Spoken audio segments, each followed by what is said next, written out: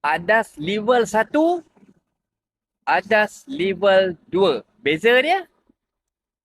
Okey, ini dia Saga Premium ADAS Level 1. Okey, kita tengok dekat IHU dia.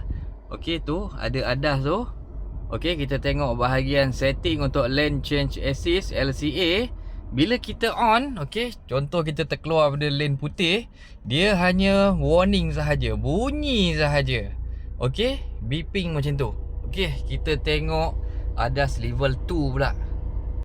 Okey, ini ADAS level 2. Kita tengok IHU unit dia. Okey, kita cari setting, cari ADAS. Okey, yang ini LKA ni, dia Lane Keep Assist. Upgraded daripada LCA ke LKA, kita tekan. Okey, dia ada assist mode, dia ada 3 assist mode. Yang first adalah warning only.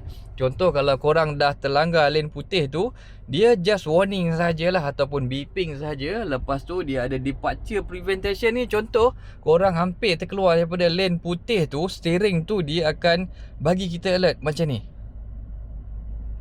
Okey, supaya kita alert. Okey, yang centering control ni, contoh korang drive hampir terkeluar daripada lane putih. Okey, steering tu dia akan tarik balik ke tengah supaya anda berada di tengah-tengah lane. Okey.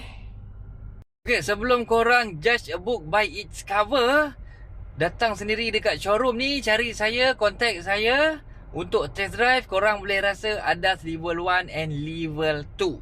Itu saja, terima tu. Nak ngecam je kerjanya.